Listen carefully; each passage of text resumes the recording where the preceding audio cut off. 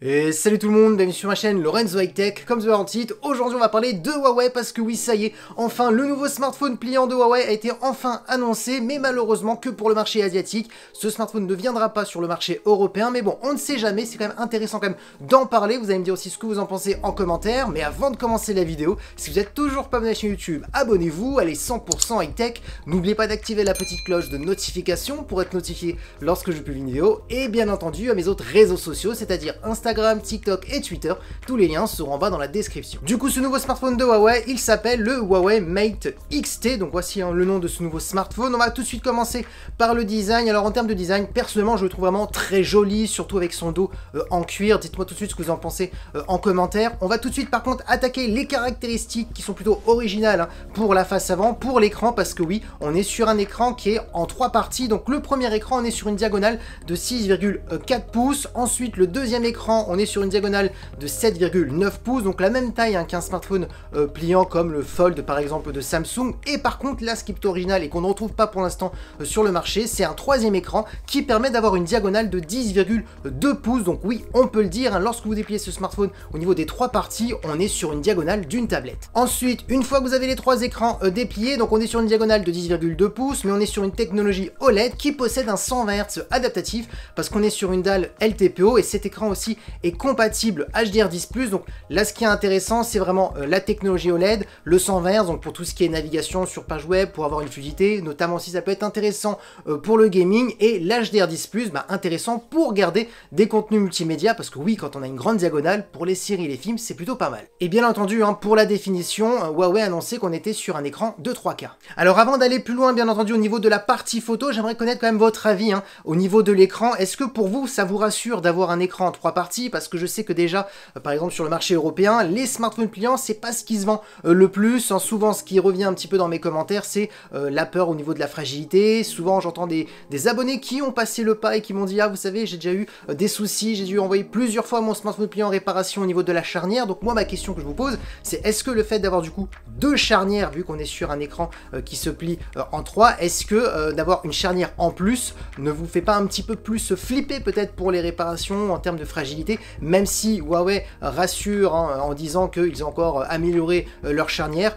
On sait très bien que c'est quand même du marketing, la sécurité à 100% que la charnière ne s'abîme pas ou ne se casse pas, le risque zéro n'existe pas. Donc voilà, je vous pose cette question, ça m'intéresse. Maintenant attaquons la partie photo. Alors souvent c'est le point faible des smartphones pliants, parce que oui, c'est compliqué, on est sur des smartphones qui sont plutôt fins, on est sur des smartphones qui sont plutôt complexes, et surtout c'est complexe pour mettre des bons capteurs photo dans des smartphones qui sont pliants, parce que c'est différent des smartphones classiques. Mais là on va pas se le cacher, Huawei sont souvent très bons, même dans les smartphones pliants, même si bien entendu ils sont en dessous des smartphones que Huawei font habituellement dans les smartphones classiques. Je vous donne tout de suite les caractéristiques. On a un capteur principal de 50 mégapixels qui est stabilisé, donc ça c'est un bon point, ça sera le meilleur capteur qu'on va retrouver sur ce smartphone. On a ensuite un ultra grand angle pour faire des photos à plan large, on est sur du 12 mégapixels, et on a ensuite un zoom périscopique jusqu'à x5,5, donc ça c'est un bon point, et on pourra aussi zoomer jusqu'à x50, mais là on sera par contre sur un zoom numérique où là on perdra en qualité. On est toujours sur un capteur de 12 mégapixels, et pour terminer au niveau de la vidéo, on pourra filmer en 4K en 60 images par seconde, ou sinon jusqu'en 8K en 30 images par seconde.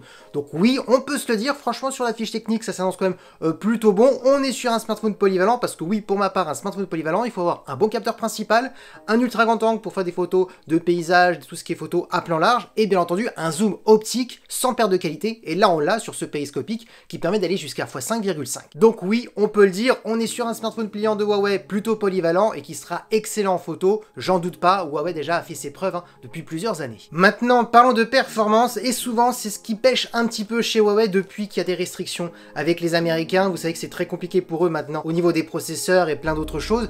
Alors là, ce que je peux dire, c'est qu'on a 16 Go de RAM, donc ça c'est un bon point, il n'y a rien à dire. Par contre, on est sur un Kirin 9010 qui est compatible 5G, ça par contre c'est un bon point, parce que la 5G, ça a été compliqué avec Huawei sur pas mal de modèles. Alors pourquoi je dis c'est un point un petit peu négatif? Tout simplement, si vous regardez les benchmarks et vous regardez un petit peu les caractéristiques, on est sur un équivalent qui se rapproche d'un Snapdragon 8 Gen 2, on arrive maintenant sur des processeurs de Snapdragon 8 Gen 4, bientôt il va sortir, il va arriver sur des nouveaux smartphones, donc c'est vrai qu'on est sur des performances qui sont de 2 ans en arrière, on va dire. Donc c'est la petite chose qui pêche, on va pas se cacher, parce que quand je vais vous donner le prix du smartphone, vous allez vous dire oui, c'est vrai que là par contre par rapport au prix on n'a pas les performances. Maintenant attention, je ne dis pas qu'on est sur un smartphone qui va bugger, qui sera au ralenti, non, on pourra faire tourner des gros jeux vidéo, des applications gourmandes, pas mal d'applications en multitâche, surtout quand on est sur un grand écran comme celui-ci, qu'on peut avoir une diagonale de 10,2 pouces, en plus on a 16 Go de RAM, donc ça sera parfait. Donc voilà,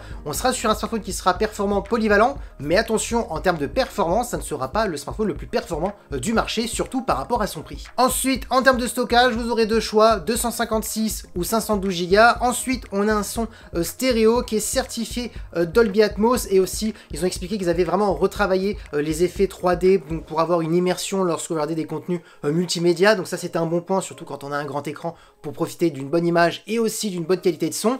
Ensuite, concernant la batterie, on est sur une grosse batterie de 5500 mAh avec de la recharge rapide de 66 watts en filaire et du 50 watts en sans fil. Donc ça, c'est un bon point. On a le choix de la recharge filaire ou du sans fil. Et pour terminer en termes de connectivité, de la Wi-Fi 6 et du Bluetooth 5.2. Un petit peu dommage de ne pas avoir de la Wi-Fi 7, encore une fois par rapport au prix du smartphone. Et oui, maintenant vous voulez connaître le prix, eh bien ce Huawei Mate X-T a été annoncé au tarif de 2500 € hors taxes, attention, sans les taxes. Et on commence déjà à voir les premiers prix avec les taxes qui atteint les 2700 à 2800 €. Donc oui, on va pas se le cacher, c'est le smartphone actuellement le plus cher du marché. Donc c'est pour ça que je titillais un petit peu au niveau du processeur, que en termes de performance c'était un petit peu le moins, parce que par rapport à ce prix, avoir des perfs qui sont un petit peu de 2 ans en arrière, donc on a un retard de 2 ans en termes de perfs, à ce prix-là, je trouve qu'on pourrait pas se le permettre. Maintenant, on le sait, c'est compliqué avec Huawei, donc avec tout ce qu'ils ont comme restrictions avec les Américains, donc on peut comprendre, donc en même temps, on peut les pardonner. Mais est-ce que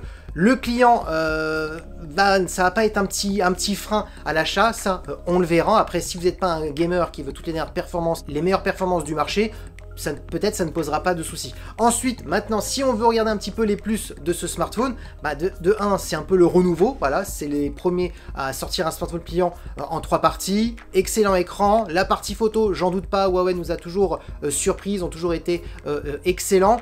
Maintenant, par contre, la question plutôt que je vous pose, qui peut être soit un plus, soit un moins, ça sera vous en commentaire. Est-ce que pour vous, vous trouvez qu'on a une utilité aujourd'hui d'avoir un smartphone qui se plie en 3 parties? Est-ce que pour vous, les smartphones pliants classiques à la Samsung, et je vais pas citer toutes les marques, mais qui se plient avec une seule charnière et qui s'ouvre comme un livre, est-ce que c'est pas suffisant? Voilà, les diagonales de 8 pouces, parce que souvent on est sur ces ordres de taille, ou est-ce que vous pensez qu'il faudrait avoir une diagonale de 10,2 pouces comme ce Huawei Mate X-T qui se plie en 3 parties? Donc voilà, on verra si c'est un plus ou un moins, parce que oui, bien entendu, il faut quand même pas oublier, est-ce que ce smartphone va avoir une utilité par rapport à sa taille? Donc c'est vraiment cette question que je vous pose. Du coup voilà, cette vidéo est terminée sur ce Huawei Mate X-T. Je voulais un petit peu partager mon avis, vous parler de ce produit qui est pour l'instant destiné que pour le marché asiatique, mais on ne sait jamais, qui sait, peut-être que l'année prochaine on aura une nouvelle version qui arrivera peut-être sur le marché européen, peut-être que ce smartphone ne va peut-être pas plaire, peut-être que ce smartphone va plaire, donc ça sera le temps qui le dira. En tout cas, si la vidéo vous a plu, n'oubliez pas le petit pouce like,